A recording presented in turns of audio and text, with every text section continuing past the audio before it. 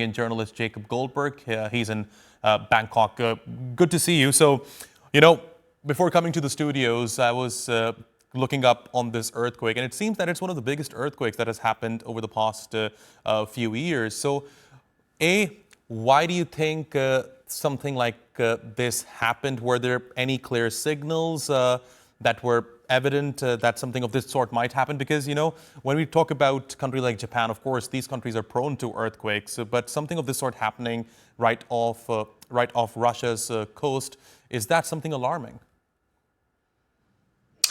Definitely alarming. I think I can share a bit more insight from the Southeast Asian perspective, where there's a history of very devastating tsunamis and earthquakes, particularly the tsunamis in 2004 and recent earthquakes earlier this year that hit Thailand and killed dozens of people in Bangkok and killed thousands of people in Myanmar and added further devastation to a situation where there's a horrible civil war going on and strained public services and a humanitarian disaster. Fortunately, today, although there was a lot of anxiety about how this huge earthquake would affect Southeast Asia, the warnings have been pretty moderate and there hasn't been any impact here in Thailand.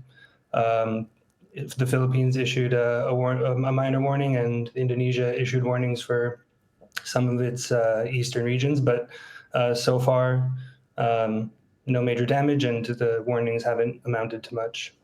Right. Jacob, stay with us. I believe now we can speak to our correspondent, Martin Markovits in Los Angeles. Let me get his thoughts on the latest developments, and then I'll come back to you. So, Martin, I believe we are connected now. So, yeah, bring us up to speed on the latest. Basically, what I was asking you is that Kristi Noem is saying that the threat of a major tsunami happening in the United States has passed. Yeah, I mean, fortunately, the waves weren't as large as initially feared. In Hawaii, where officials were bracing for the worst, the tsunami alert was downgraded just before 5 a.m. Eastern. And before the waves hit, though, mandatory evacuations were ordered, like in low-lying areas, beach areas, a lot of the hotel corridors, and there was major gridlock across Honolulu. But now residents have been told it's safe to return home. Here in Los Angeles and much of Southern California, all of the tsunami watches and advisories have now been lifted after overnight concerns about potential coastal flooding. The strongest impact in the continental U.S. was in Crescent City, which is in Northern California, and waves did reach about 3.5 feet, but there was no damage or casualties reported. But still, the tsunami advisories remain in effect for parts of Oregon, Washington, Alaska, and Hawaii. And officials are urging coastal residents to stay alert. And just to clarify, a tsunami advisory is not an evacuation order. It does not mean, but it does mean there's still a risk of strong currents, hazardous waves, and minor flooding, especially around harbors and beaches. But emergency crews are continuing to monitor the situation. But for now, the threat appears to be easing. Back to you.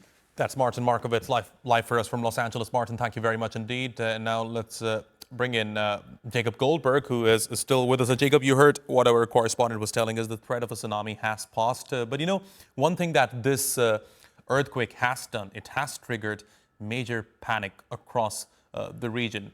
So I wonder whether or not, countries which were affected by this earthquake and which were basically triggering the alarm for a possible tsunami, are these countries prepared for something of a major disaster happening as a result of an earthquake like this one? Well, it's hard to say that a country could be fully prepared for some of the catastrophic tsunamis that have hit in the past, but in Southeast Asia, a lot of those countries have definitely learned big lessons. They run regular simulations for events like this. There are early warning systems, and people know where to look for information about a potential tsunami. And there are robust social media networks where people, some of them hobbyists and some professionals, share information about how to deal with a tsunami warning, and that's been very active today. But fortunately, there was initial anxiety, but there was no damage ultimately. And Jacob, what factors do you think might have contributed to this no damage phenomenon? Because when you look at the magnitude of the earthquake, it's 8.8 magnitude, right? It's a massive earthquake. And if you look at the past and history of earthquakes in the region, such earthquakes have caused major damage. Why do you think there was no damage or minor damage this time around? Is it because the epicenter of the earthquake was located in a region which does not have a civilian population at all? I can't speak for Russia because I'm not really familiar with that region. But as to why other regions were not very badly hit, the reasons could be simple. For example, most parts of Southeast Asia are simply too far away, and there are other factors that in general could get in the way of the worst brunt of a tsunami, like the positioning of fault lines or other obstacles that might be in the way. And I imagine that is part of the reason why the damage wasn't so bad this time. Jacob Goldberg, thanks very much for talking to me here on TRT World. I really appreciate your taking out the time.